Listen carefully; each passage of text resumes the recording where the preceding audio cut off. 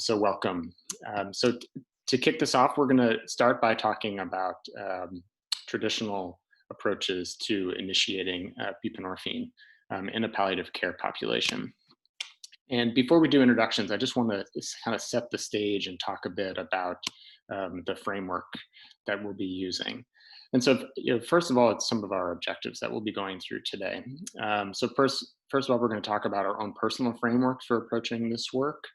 And it is impossible to talk about substance use disorders and talk about drugs in this country without first talking about the deep connection and the deep history of racist drug policies and racist drug treatments and the approaches in this country and how deeply connected they are to the carceral system in the United States. So that'll kind of set the stage for talking more specifically about buprenorphine. And I think those will be threads that will be running throughout this entire series as we go. From there, we'll do a brief review of buprenorphine, and those slides will be able to review later and look back on.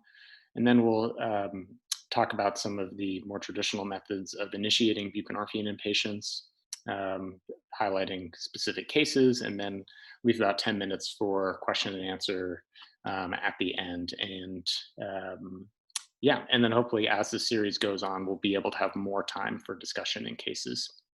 So I think it's important to first start with the first objective about naming our own position and framework for approaching this work. I think often in medical education that the only talk about naming your position is through a disclosure slide, which kind of implies that the only way that you might have bias is if you're accepting money from someone or an organization. But we all understand that it's much deeper than that, and that our position in the world informs the way that we think about things. And so starting really from there. And so first of all, my name is Zach Sager. I use he, series pronouns. I'm a cisgender white male, raised upper middle class. I'm a third generation of people with a doctorate level degree. I'm partnered and able-bodied, and trained as a psychiatrist and a palliative care clinician. And a constant theme of understanding my framework is my own personal journey and understanding my social location and bias. And that's a constant evolving process. And so from there, I want to hand it over to Janet to introduce herself. Thanks. Hi, so I'm Janet. My pronouns are like she, her, hers. I'm also cisgender, female, married, second generation Asian American from like a upper middle class family in California. My background and training is internal medicine and palliative care, and I'm finishing up an addiction medicine fellowship this year. I'll hand it over to Katie. I'm Katie Jones. I'm a palliative care nurse practitioner.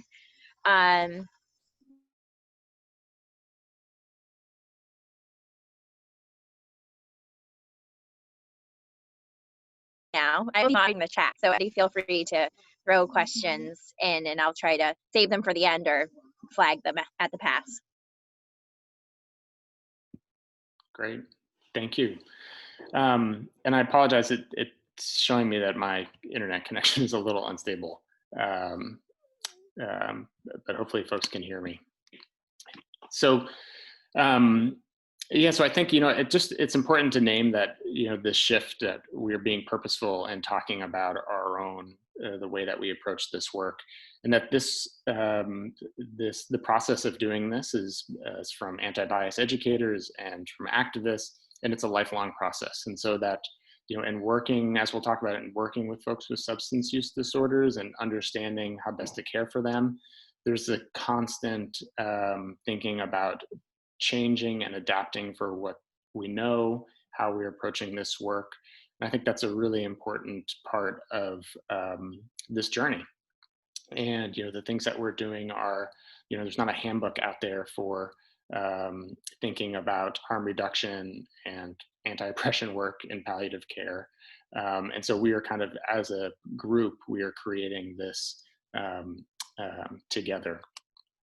And I think also, as we each talk about our own bias and social positions and how that might inform our framework and how we think about things, I think it's also important to just like think about who you are, what things come up for you when, as Janet and Katie and I are describing who we are. And so I think that's something just as be mindful of the reactions that you're having over the course of this talk and over this process.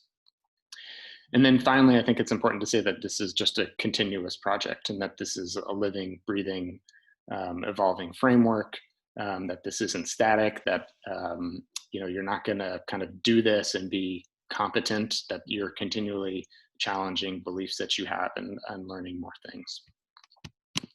So moving from there and talking about kind of a more broad systemic framework for approaching this work, and just to name the things that we really hold dear that inform our discussion for today, and I think inform our discussion for this series. And so this work is really grounded in harm reduction, and there's a definition here. And I'll also just say that at the bottom in the slide set, there are links to additional resources that people can check out. And so, a harm reduction approach to substance use, for folks who aren't aware of this terminology, I really like this definition. It seeks to disentangle the notion that drug use equals harm, and instead focuses on addressing the negative consequences of drug use as the target for intervention. And so we're really, we are not shaming and blaming and thinking about all drugs as bad, but that because of the context in which drugs are used, there are negative health outcomes, there are negative social outcomes, there's all sorts of things. And so we're really focusing on that. So an example of a harm reduction strategy would be needle exchanges. And so reducing the risk of infectious disease transmission. And an example of something that's not harm reduction would be just kind of a blanket using urine drug screens. So using urine drug screens for the intent of discovering who is misusing substances and maybe changing the practice or delivery of care based on that would not be a harm reduction technique, because that would still be grounded in the same kind of punitive approach. But that using urine drug screens to maybe, if someone was unsure of what they had taken, using harm reduction, and they were interested in making sure that they didn't use substances from that particular person, using a urine drug screen in that instance would be harm reduction. And using like fentanyl test strips so people could test the drugs that they were going to use, that would be an example of harm reduction. Also, that this knowledge that we're talking about and sharing is collectively held and shared, and that it's not coming from an expert. So much of what we have all learned here comes from people who use drugs. And that really hasn't been incredibly influential and helpful, and for me in thinking about how I would then take that knowledge and adapt it for a palliative care population. But just thinking that, holding dear knowledge from various sources. And of course, any work with substance use, I think we all think it's important that it has to be explicitly anti-racist. Just recognizing how racist our drug policies are, and the extension that the care people get. And so having an anti-racist stance means that really identifying and working to eliminate these racist structures and policies in your institutions. And it also means that, it's not explicitly enough to not be racist, that you have to actively work to be anti-racist. And this is also a process, like you're not born anti-racist, that there's a continual there's work that's involved. And also that this work is intersectional. And this is from Kimberly Crenshaw, who's a lawyer and activist and critical thinker. And she developed this idea that we all have multiple identities, and that we all hold these identities at one time, and so we have intersecting identities, and that those identities can lead to experiences of discrimination or experiences of privilege. And so we see that in the case of substance use. And so we see someone who has a serious illness that might be the woman of color, and then in addition to that has another layer of using drugs or alcohol. And so we think about how all those things together might position them in a therapeutic relationship with the doctor, might serve to limit access to certain resources. And then likewise, as her clinician, me being a white male physician, how that might place me at a different position in that relationship. And then the last two, thinking about this work as being relational and systems-based. And so relational, I think, is really important to talk about when we are talking about working with patients. And I say that because relational means a couple things. So relational first means that, that like a relationship, you're going to make mistakes. There's going to be a give and take. There's going to be a continual process of learning. There's going to be times when you don't know what the best thing to do is, and you have to figure it out together. And relational also implies that this is not kind of static knowledge. And so I really take that approach. I use that approach with patients, kind of regardless of whether there's substance use there or not. I think we do this a lot in palliative care anyway, that we really position ourselves working with patients to identify the outcomes that work best for them. And so being explicit about that in this work as well. And then finally, thinking about our work in terms of a systems level, that, you know, an individual interacts with the system, interacts with their healthcare system, their family units. There's all these levels. And so not thinking about an individual as an island. So with that, I think just, you know, take a moment and think about, as we get started, some of the misconceptions or the beliefs that you've held about people who use drugs, or even just drugs themselves, some of the things that maybe you've been taught or learned or picked up. And also think about how you've maybe perpetuated beliefs that were shaming or wrong. I can certainly think of examples in medical training when the way that I was taught things, or the way that I interacted with folks, looking back, I would do it differently. And those are the things that I think lead us to change. And so from there, I think we will jump right in. And so it's important to explicitly name that you can't disconnect substance use disorders and substance use treatment. You can't disconnect that from the carceral system in the United States. And that to understand the treatment of substance use and how that might interact with us as palliative care clinicians at the end of life, really having to understand where it came from. And you could go further back. I kind of picked the beginning of the 20th century. And it's important to talk about the Harrison Narcotic Act, which has implications for where we are now. And so that act that passed in 1914 explicitly criminalized opiates and cocaine derivatives, and both of those during this time were referred to as narcotics. And that this was done to, you know, this is in the midst of the Prohibition period, so this is before the passage of the 18th Amendment, but there was a movement into the country to limit drug use and to also criminalize drug use. And this has, of course, has reverberations now, but this is really thinking about this antecedent, this beginning to the war on drugs. What also happened during the passage of this act is that it criminalized physicians who prescribed opiates and cocaine for a specific use disorder. And it did that because addiction and substance use disorders were not viewed as a disease.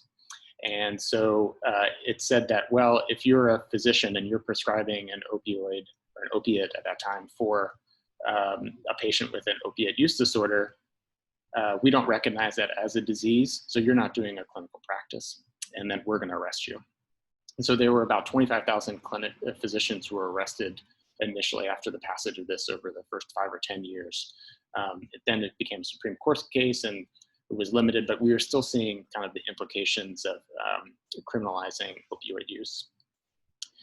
And, you know, and I think it's also important to say that there were dissenting views at the time. So it wasn't that everyone at the 19 teens thought that addiction wasn't a disease, substance use disorders weren't a disease. If we go back, you see Benjamin Rush, kind of thought of as the founder of modern psychiatry, was writing about addiction and substance use disorders as a disease as early as the 1700s. And so, you know, why was the Harrison Act passed? And much like we see currently with how there are racist tropes associated with drug use, that was absolutely present in the turn of the 20th century.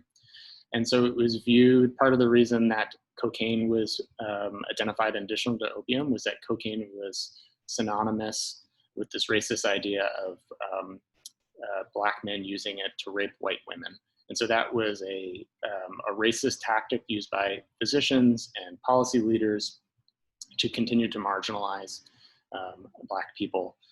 And even though, despite at the time that the prescriptions for Bayer morphine, Bayer heroin were largely used by white individuals at the time. And so this is familiar. I mean, we know, thinking about it more recently, certainly thinking about the use of crack cocaine and how crack cocaine was had different mandatory minimum sentencing guidelines and powder cocaine, but it was done that way because of who specifically was using it. And I think that, the other part is that if we're thinking about this connection between racist drug policies and where we are now, that the efforts to criminalize drug use, I see a direct line between that and where we are now, and the use of no-knock warrants and criminalizing drug use. So police are able to knock down someone's door in the middle of the night and shoot Breonna Taylor, who's sleeping in her bed. And so that, is not divorced from the policies that have been in place for the last 100 years. So it's not just drug policies, but it's also treatment approaches. And so an interesting piece of history is that the US in the 1930s set up 2 federal treatment centers and prisons. And one of them was in Lexington, Kentucky. It's still there now. And this is the United States Narcotic Farm. And so this was a place where you could go voluntarily for drug treatment, but it was also a federal prison where people would come from all over for treatment. It was kind of renowned because there were a tremendous number of jazz musicians that went there, and there are these accounts of these amazing jazz sessions, and so lots of famous jazz musicians, beat poets. William Burroughs was there for some time. There's a Frank Sinatra movie where there's a scene that starts off with him there. But I think it's important to just highlight that this was the place where also much of our knowledge of substance use disorders and our approaches to treatment developed. So thinking about that, wow, our treatment models were developed in a prison system. And that's not to say that there weren't good things that came about it, but that's certainly impacting the frame from these clinicians and these researchers at the time. And so what was housed at this US narcotics farm was the Addiction Research Center, which then later became the National Institute of Drug Abuse. And the big takeaways from this 40-year experiment was that there was an incredible high rate of recidivism and relapse. And 90% of people returned to using drugs after they left the farm. That also, they took an approach that maybe they could cure addiction by having people do farm work. That certainly was not the case. But also there was lots of good work that did come out of there. So Marie Neiswander, who went on to work with folks in New York City, when she ran the Addiction Research Center in the 1960s, she helped do pioneering work in methadone. And that really was the building blocks for kind of our modern day methadone treatment centers now. And there was also work done there focusing on buprenorphine. And so this is an article from General Archives of Psychiatry in 1978. And so they were doing this really important work on buprenorphine. I think it's important I highlight the methods section here. And so, who are the people that they were doing these studies on? And these studies are also the equal analgesic studies. And so thinking about, when we think of our equal analgesic tables now and how we arrive at how we do cross titrations, the population that we think of is not the population that these studies were originally done on. So these were, healthy male federal prisoner volunteers. So there's something, there's a dissonance between federal prisoner and volunteer. just, you know, that seems kind of now absurd. And so, but there was that said at the time that these people were volunteering. I would push back and say that, you know, there's only so much volunteering you can do if you're in a federal prison. But this is also some of the reasons why we no longer have incarcerated folks in clinical trials. And also, I think one of the things that came out of this study was this phrase of talking about buprenorphine as a morphine blockade. And we'll kind of unpack that over the course of our discussion here. So, and if you go back and look at old literature, you'll see descriptions of this work being done in Lexington at NIDA, at the Addiction Research Center. And so, you know, kind of not so much has changed. And so this was, Marie Neiswander wrote this 1956 in her book that basically identifying that the Harrison Narcotic Act led to the criminalization of physicians and people who use drugs. And we still see that in 2018, that doctors' offices are still being raided. And so this is a continued concern.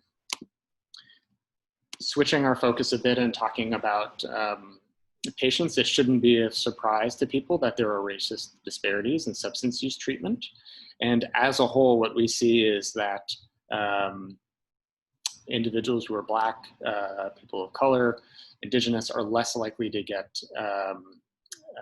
standard of care, best practice addiction treatment. People enter treatment later and also with greater severity and often have less satisfaction. And so you know, when you're thinking about your addiction treatment work that you're going to do, how you're going to incorporate this with your practice, thinking about how you could make it explicitly anti-racist. And down in the comments here, I've included an article. And so we see these, you know, we see the stigma, especially associated with buprenorphine, that often buprenorphine is office-based cash practice. So thinking about who has access to this treatment versus thinking about where methadone maintenance clinics are typically located in the city, and thinking about you know, the neighborhoods that they're in, and what the population looks like that lives in those neighborhoods. And you know, and thinking about our recent, you know, last 10 years of the opioid epidemic and how the pictures on the news, the pictures that we see, has largely been seen as a disease in white rural areas. And we know that not to be true, that Black individuals have died from this. And it, you know, we really saw only this being highlighted until we started to see many more white faces. And so there's even racist beliefs and race that are impacting the portrayal of the current discourse. And finally, before we jump into talking more about buprenorphine specifically, just talking about some of the disparities that we see in pain treatment. And so we see that Black and Hispanic patients are less likely to receive opioids when a cause of pain is not specifically verified. We see undertreatment, and they see lower rates of opioid prescription. And so we see this bias in our work too in palliative care. And so, you know, I hope that one of the takeaways is that, like we see with COVID, how that's really highlighted disparities in care, that those racist disparities exist kind of everywhere across our healthcare spectrum. So from there, I'll turn it over to Janet, who will lead us through buprenorphine basics. Thank you. So we're going to switch gears a little bit and talk about how we can channel some of this history and discussion and knowing where we came from into action.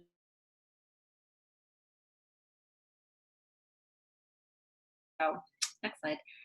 So as a basic review, you know, buprenorphine, I think, has the stigma around it as something that's pretty scary. You have to induce it. We talk about buprenorphine induction, when really induction is language that we use around maybe inducing labor or chemotherapy, like scary things. But buprenorphine is really another opioid that we can use in our toolbox with a couple of unique characteristics. And first of all, it has fewer interactions than methadone, which we're all pretty comfortable with using in palliative care. It's a Schedule III medication, which means it's approved for in-office treatment of opioid use disorder.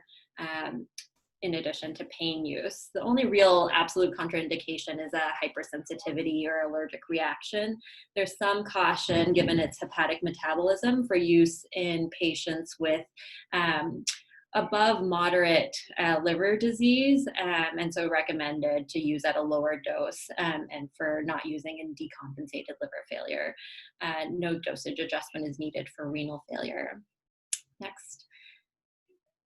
And the kind of key quality of buprenorphine and all its formulations is that it has very limited bioavailability when swallowed, which actually translates into a whole host of other options for patients who are NPO. So it comes in sublingual tablets, it comes in a buccal film form, it comes in transdermal patches, it comes in IV.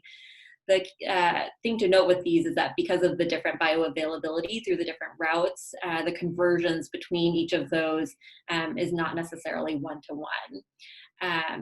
Buprenorphine, like methadone, has an analgesic effect for 4 to 6 hours, but a much longer half-life, which allows us to use it as a long-acting opioid and also allows for treatment of opioid use disorder. Yes, Butrans is a 7-day patch. It takes about 3 days for it to kind of reach steady state, just to answer that question below. So the key features of buprenorphine to remember and why there's so much cloud around it are the partial agonism, high affinity, and slow dissociation. So you'll see on that graph on the left that the dose of opioids is on the x-axis and the total opioid effect is on the y-axis. And if you have someone on a full agonist like morphine or oxycodone, the more you give, the higher the mu opioid effect. That's the green line. Buprenorphine is a partial agonist, which means that after a certain point, that effect plateaus, and you don't continue to get increasing effect with increasing doses. This applies both to things like opioid effects on euphoria, which is helpful for opioid use disorder treatment, as well as respiratory depression. So buprenorphine is somewhat protective against accidental overdose in that effect, as well as its analgesic effect in theory, although you can treat patients on bup who have acute pain, which we'll talk about kind of later on. And for palliative care, the one other attribute is, for patients who might be sensitive to delirium from opioids, there might be a ceiling effect on cognitive effects as well. Buprenorphine has a high affinity for the opioid receptor, more so than the other opioids, which means that it can either kick off or outcompete against the other opioids and thus displacing them and exerting its partial agonist effect. And it has a slow dissociation, which means it has a long half-life. And basically, when you combine all this, it means that if you have somebody who starts out on a full agonist, so somebody who's on the green line, say on morphine or oxycodone, and you add buprenorphine into their system, the bup is going to kick off that full agonist and drop them to where the bup is acting as the partial agonist. And this drop is going to be felt as withdrawal. So if you have someone starting on a full agonist and you add buprenorphine, it's going to act as an antagonist. Versus if you have somebody who's not on a full agonist, so say the red line or just baseline, no opioid, and you add buprenorphine, it's going to bring them up in their total opioid load, and it's going to act as an agonist and exert agonist opioid effects. Next. And so in talking about kind of buprenorphine and where it fits into our toolkit of other opioids, one of the key things that we learn in palliative care is how to switch between opioids. And because of the bioavailability differences of buprenorphine and these partial agonist effects, as well as its other pharmacodynamics, there's no real consensus on the equianalgesic conversion. And maybe there shouldn't be because it's highly variable. That said, something that I use just kind of in my mind to kind of check if I'm converting between doses is that in published animal studies, they've suggested that 1 milligram of bup may be equivalent to 25 to 80 oral morphine equivalents. And the CMS Medicaid actually put out this equianalgesic table of buprenorphine in the sublingual film or tablet form, where 1 milligram of bup is equivalent to around 30 milligrams of oral morphine. So I would definitely not use this in your conversion of patients to or from buprenorphine. but it can be a helpful just kind of mental check to see if you're roughly in that area and if the things make sense that you're switching them to. Next. So a couple of FAQs. So Suboxone contains both naloxone and buprenorphine. We use naloxone to reverse somebody who has had an accidental overdose. Does this mean that the patient goes into a little bit of withdrawal every time that they take Suboxone? You probably already know the answer is no, that the naloxone component is only active when it's introduced into the system via the bloodstream. So only if it's injected IV will that part be active. Next. Janet, I'm going to see if I can change the screen settings to make it a little, oh, there we go. Perfect. Thank you. Next.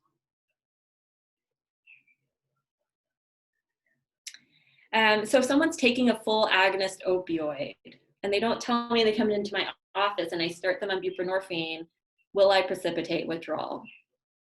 And the answer is yes, you will, because they're starting off with this full agonist effect. You're going to introduce buprenorphine, which is going to kick that off and bring them down to here. They're going to feel this change as withdrawal.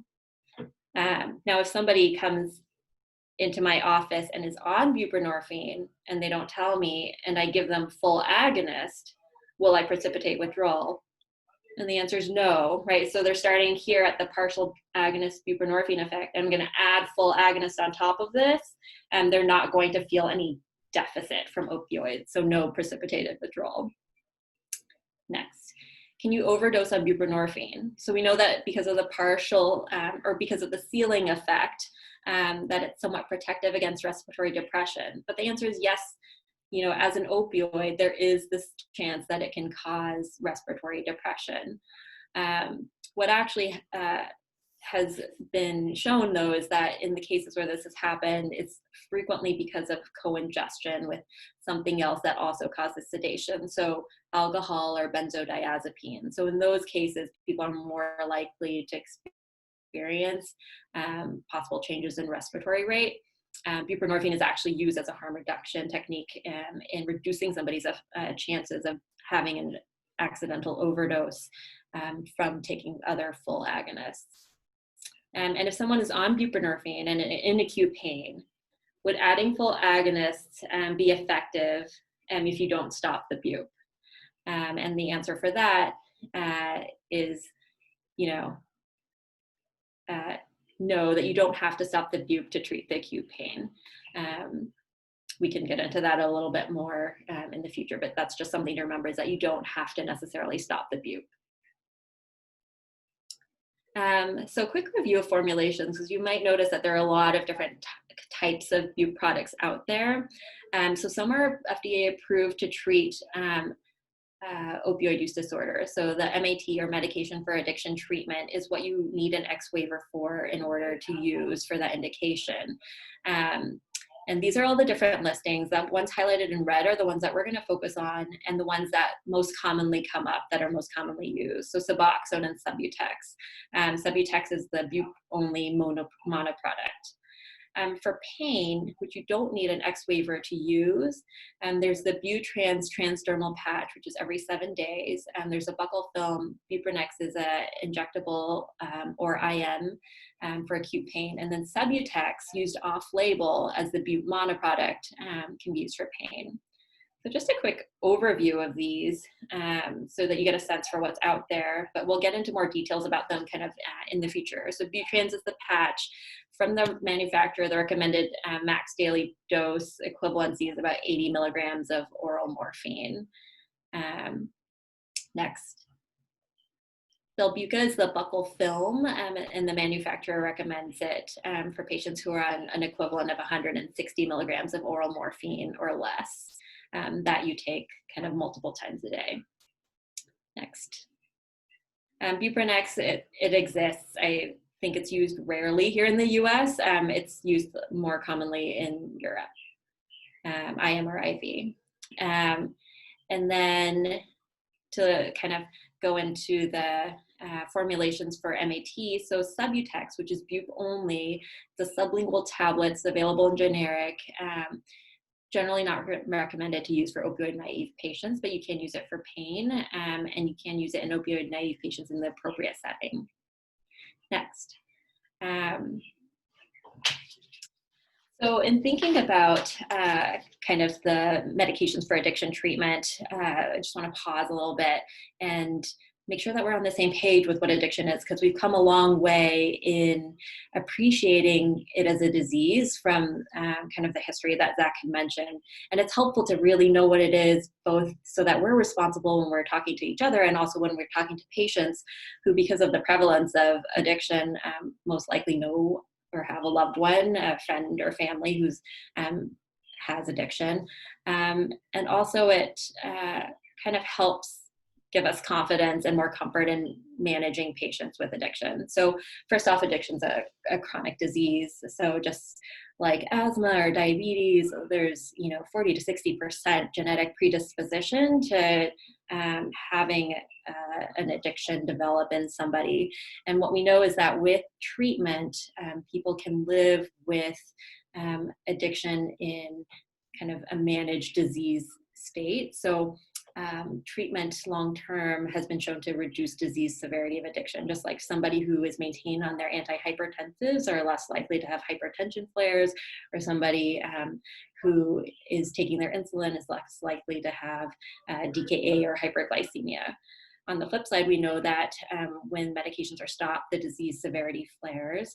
And given that it's a chronic disease, we know that it's characterized by this pattern of remission and relapse. And so we shouldn't be surprised or frustrated or disappointed if we see that our patients have these kind of variations in their presentation. It's actually a sign not of punishing somebody, but a sign that they actually need more support around their addiction. And we know that addiction now is a primary brain disease that's characterized by compulsive use despite harmful consequences. So we actually can see on imaging that there are effects on the metabolism of different portions of the brain that are affected by somebody with active addiction. The same way that we can see on imaging, somebody who's had a heart attack have decreased metabolism in the areas that have scarred. But the areas of the brain that are affected are areas like the prefrontal cortex, which govern a lot of our decision-making, our judgment, and our thought. And that's why addiction is a disease of irrationality. It doesn't make sense that this person is using the way that they are, and they're using compulsively, and they don't necessarily want to be. But in the way that the brain can't function, say after a stroke, to move a part of your body, the part of addiction that affects the brain kind of undermines somebody's ability to make rational decisions. And so the notable thing is that addiction is treatable, and we have medications that have been shown to reduce morbidity, to help people maintain stability, and that addiction is highly morbid without treatment. So next, kind of as a somber note, the CDC statistics show that 130 people die from an accidental opioid-related overdose death every day, so about 1 every 11 minutes. So during the course of the time that we're spending together during our discussion, that's 5 or 6 people in the U.S. who would have overdosed and died. All right, next. And so to kind of use that in talking about Suboxone, which is the most commonly referred to medication for addiction treatment. It's a buprenorphine combination product, either film or tablet sublingually, and kind of the focus a lot of the initiation for buprenorphine kind of algorithms that we're going to be focusing on next. All right. Just a note about this X waiver based on this Data Act. It requires kind of as a vestige of this bureaucracy around treating substance use disorders and divorcing it from medical care, additional training. So physicians have to undergo 8 hours of training. There are free training resources out there. We're hoping to be able to offer training at an AHPM at some point. And then for advanced level practitioners, unfortunately, there's 20.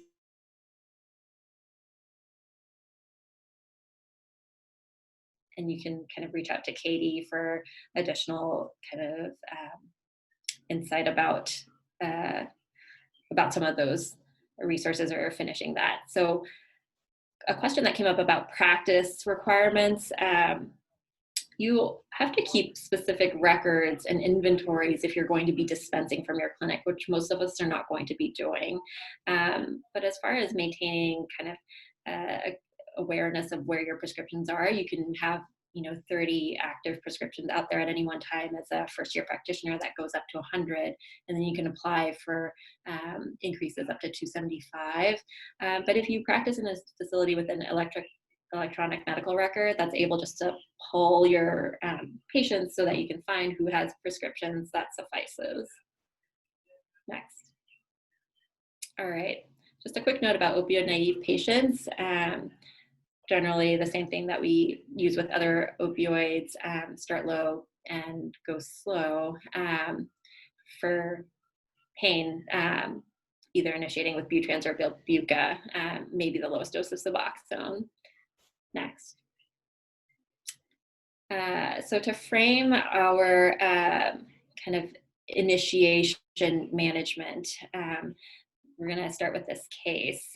So there is a 45-year-old married mother of 2 kids with a history of alcohol use disorder who's in sustained remission. She has a history of trauma. She has chronic low back pain. She's on long-term opioid therapy and newly diagnosed breast cancer. She's referred to you in palliative care for pain management from oncology. The reason for this is that she's previously on OxyContin from her primary care doctor. However, in the setting of her cancer diagnosis, a lot of other stressors, she began using more than was written for her and ultimately was discharged from her primary care doctor after multiple requests for early refills. Since then, she started experiencing withdrawal and tried some non-prescription opioids from her husband, who had his own prescription, and has gone on to try some pressed oxycodone from the street, has used heroin and fentanyl, inhaled an IV, has had one accidental overdose. Regarding her active cancer treatment, she's having good response, but she's worried about having pain kind of as she moves forward. The pain she has right now is primarily her low back pain that's chronic. She has a high amount of anxiety. When you talk with her, her goals are, she's feeling kind of out of control with her opioid use, and she wants to stop using non-prescribed opioids, wants to stop feeling pain. She wants to finish her cancer treatment. She's motivated by her kids. So she sounds like a good candidate for Suboxone. She meets the criteria for opioid use disorder, which we'll kind of get to in a little bit. But to start off with the Suboxone initiation, some of the things to think about, in addition to reviewing your history and meds, et cetera, is you want to send the prescription for the Suboxone and the comfort meds to the pharmacy for the patient to pick up and have readily available before they start the initiation. You want to make sure that they are going to have access to the Suboxone once they start. So making sure that any prior authorization procedures or insurance things are set, and that they can continue on that once they start. And then the other thing is just to give the patient some expectations about what this procedure entails. And this is with the traditional initiation method. So they're going to start, she's still on her oxycodone that she's getting, but she's going to come into withdrawal. You're going to give Suboxone when she's feeling withdrawal. So she's going to feel crummy, and that'll bring her out of withdrawal. So the key point is that patients should be in mild to moderate withdrawal. Frequently, I'll tell patients, stop all opioids, especially the short actings, oxycodone, morphine, heroin, at least 12 hours before. If you're on a long acting like OxyContin, it might take up to 24 hours. For some patients on fentanyl, because of the tail from the lipophilicity, some algorithms recommend that patients be like solidly in moderate withdrawal. So COWS score the clinical opioid withdrawal symptom scale of like 13 to 15. You want to make sure that they have their medications, and then kind of as a shorthand for patients who don't have the COWS scoring system at home is making sure they have at least 3 symptoms of opioid withdrawal. Next. So the clinical opioid withdrawal scale is something that you can assess in the office. Next. But basically it distills down to just assessing somebody for multiple symptoms of opioid withdrawal. Next. So on day 1, so she would have already stopped taking her OxyContin like over 24 hours ago. She's in mild to moderate withdrawal. You start by having her take either 2 or 4 milligrams, probably milligrams of Suboxone sublingually. And so one of the tips, I guess, for writing Suboxone for people to start initiation is to write for a 2 or 4 milligram dosage at first instead of the 8 milligram that's available, so that they can do this a little bit more easily. If you've written for the 8 milligrams, you can cut that with scissors. You cut it in the foil to prevent your the fingers oils from rubbing off some of the medication. So if you do write someone for 8, they can cut it down into quarters and have a 2 milligram available, or in half for 4 milligram. But she's in withdrawal. She'll take, say, 4 milligrams, which is the usual starting dose, and then reassess in 1 to 2 hours. Is she still feeling withdrawal symptoms? If she is, then you're going to go ahead and have her take another 4 milligram dose, and then reassess again in another 1 to 2 hours for withdrawal symptoms. And you keep going like this until, for like 3 times, until kind of the max dose of roughly around 12 milligrams for the first day, or until she's out of withdrawal. The goal of day 1 is to get somebody out of withdrawal. So it's to replace enough of the buprenorphine into their system to compensate for their opioid deficit, to have them stop feeling withdrawals. They may continue to have cravings for opioids if they have opioid use disorder, but at least they won't have the physical withdrawal signs. Next. This is some patient-facing material. And basically, it just emphasizes at least 12 hours since your last use of short-acting opioids, at least 3 symptoms, 4 milligrams is your first dose, check in an hour, redose again. Next.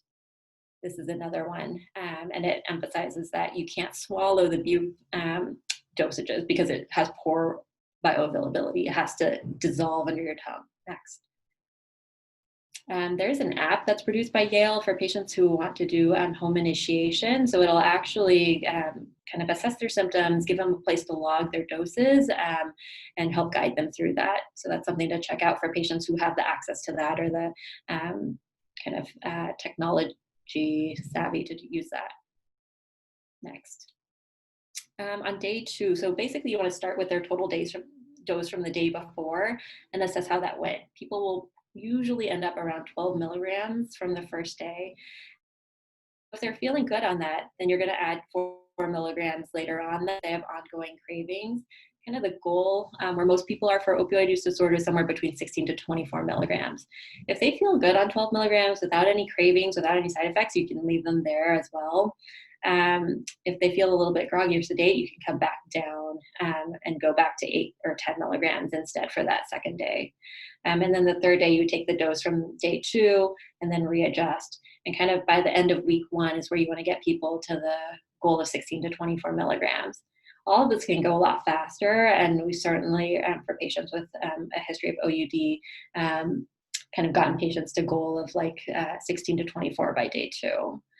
And this is where if somebody does a home initiation, kind of training your office staff and engaging your IDT can be very helpful, because you want to check in with somebody later on in day 1 to see how they're doing with the withdrawal and to offer encouragement and any triaging.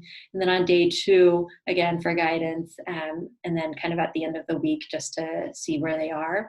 This is where telemedicine visits can also be helpful to visually assess somebody for how they're feeling on the initiation and how they're doing with the withdrawal. Next.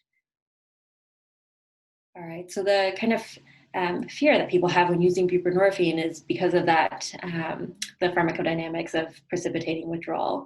So the question really is, if somebody doesn't feel well after you give them a dose, is it because they're in ongoing active withdrawal where their overall opioid deficit is larger than the buprenorphine you've just given them?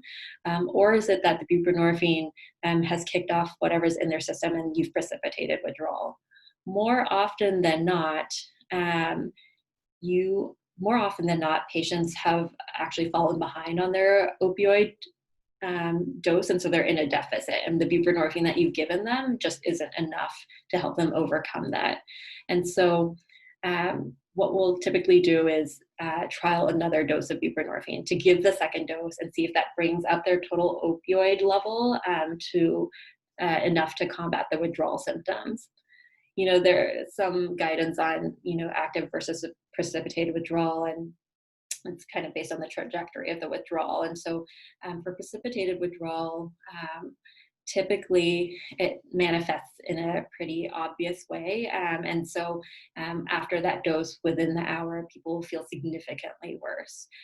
Regardless of which withdrawal it is, you can give them the comfort meds that are kind of written on the side. So symptom management, the same way we do in palliative care for other things. And you can continue to encourage people to keep going. So they can either pause where they are with the buprenorphine and let some of more of that full agonist kind of dissociate, and then add on buprenorphine again the next day. Or they can kind of just prolong the next bup dose and again add it on the next day, because you know that the bup will still linger on the receptors the next day.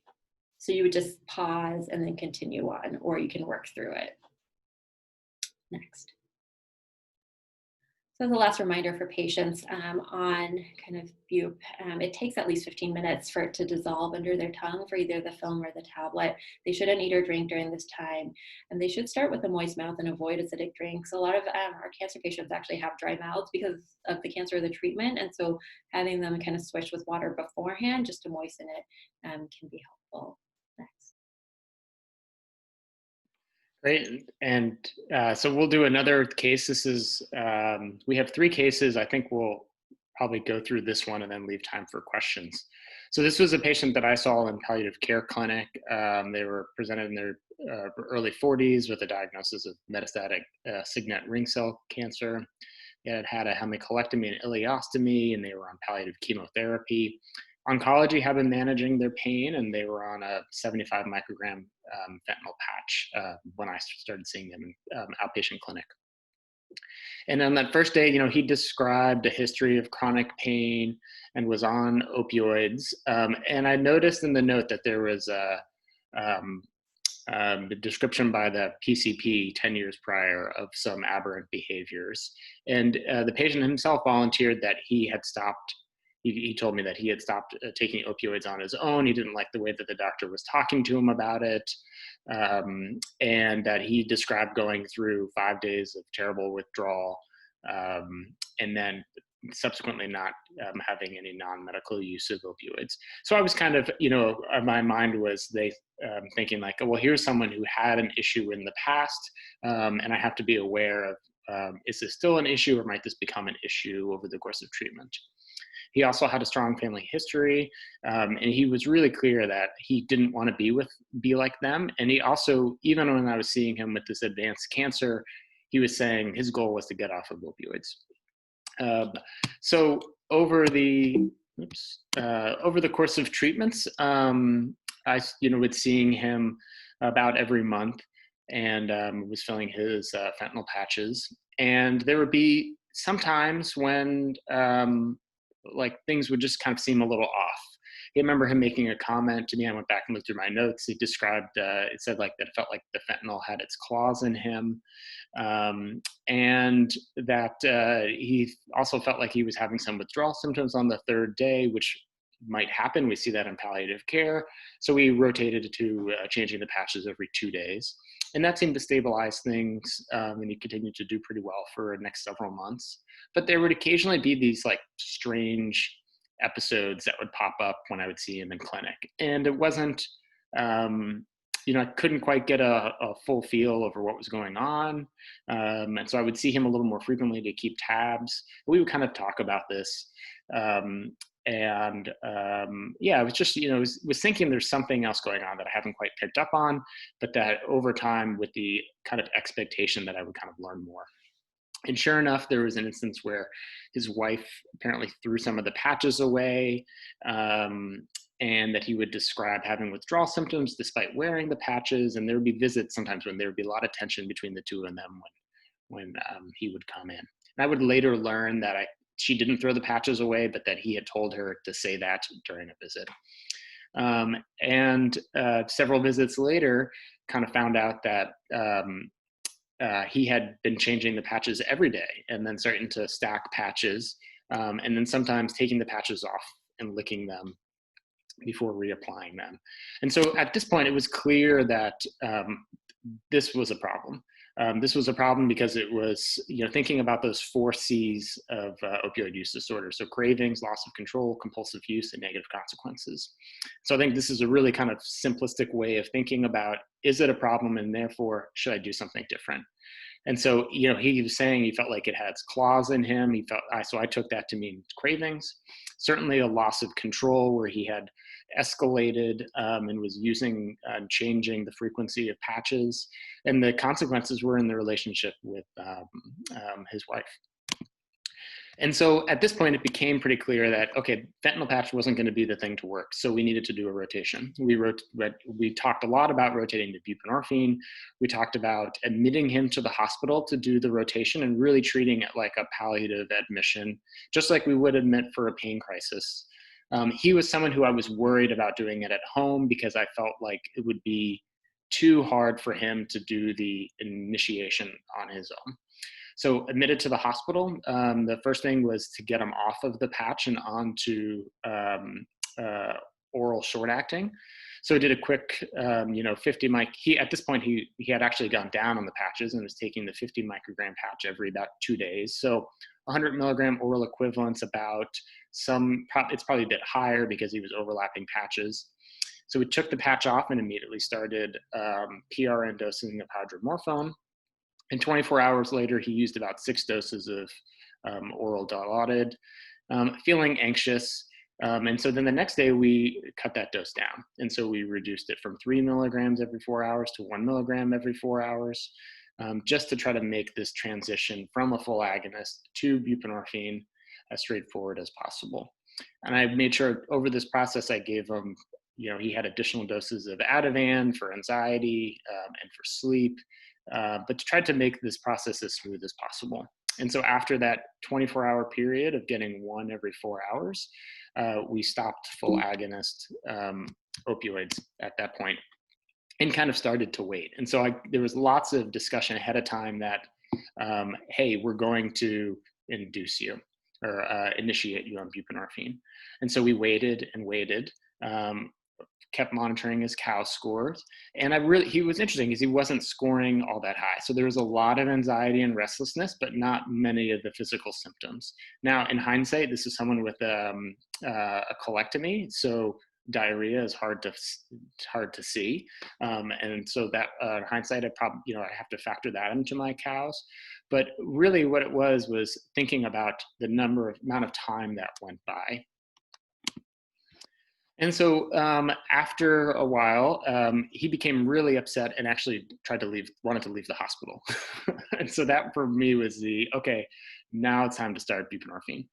So that evening, gave him a 2 milligram dose around 11 o'clock, didn't have any withdrawal symptoms, continued to feel kind of rough. So we gave him another 2 milligram dose several hours later and started to feel an improvement in his withdrawal symptoms. Then later that morning, gave him another 2 milligram dose, and then again at 8 a.m., another 2 milligram dose. So this is that first day he'd gotten to about 8 milligrams, and he felt pretty good. And so based on that, was able to discharge him pretty quickly the next day. And so the big takeaways from this case were that I really wanted to wait as long as possible for withdrawal symptoms, so I didn't precipitate withdrawal, and that the symptoms looked a little different than I thought they would. So I was thinking yawning and goose flesh and diarrhea and aches, the symptoms that Janet was talking about. But really what I was seeing was a lot of anxiety and restlessness. But knowing that it had been a 24-hour period, I felt pretty good about not causing precipitated withdrawal. And that, in that first day, we got to 8 milligrams, which is right where I thought we would be. And then with the expectation that it would probably go up over the next week or 2 weeks. And that's where we did. So we got him to about 24 milligrams into divided doses after he went home. And he had a 4-month period before disease progression that were remarkable. A better quality of life, the way that he was engaging with his wife, was traveling. It was really beautiful to see. And so I think that's from there. Why don't I pause, since I know we're getting towards the end, and I'll leave this case here that folks can read about. But why don't we open it up to questions or Katie, things that you're seeing in the chat that you want to highlight? There were several really good questions. One was about Sublocade, using that for pain, the buprenorphine injection. Julie chimed in, but I said it. I haven't used it for pain. Julie thought that it might not be effective for people that have sort of acute pain processes, and that the sort of lack of coming in or taking medication on a regular basis could also be psychologically challenging for people. Janet, did you have any experience with using that? Haven't used Sublocade for pain. Have used it for patients with OUD. I mean, it provides pretty steady dosing, so it comes in two concentration or two dosages really, with the higher being somewhat above the 24 milligrams per day of sublingual Suboxone. And so, you know, I can imagine that if your pain needs are changing really quickly and there's a desire to rotate you off the buprenorphine onto something else, that might get in the way. That might be the only consideration. If someone's stably kind of chronic pain-ish, or being able to be managed with kind of full agonists on top of their buprenorphine, then that might still be an option, but like it lasts 3 to 4 weeks. So there's not really a lot to change there. Yeah, and I would say, like, I'm in thinking of all the patients I've had who have been in the context of palliative care, all of them before death have rotated back to a full agonist, either on the acute setting or when pain became a more prominent symptom. And it was actually like a really important part of treatment for like this recognition that my addiction is no longer the driving concern, and that like I was kind of changing role from my role of kind of, you know, managing their addiction to more managing pain. And so I would worry about that process, and maybe that process might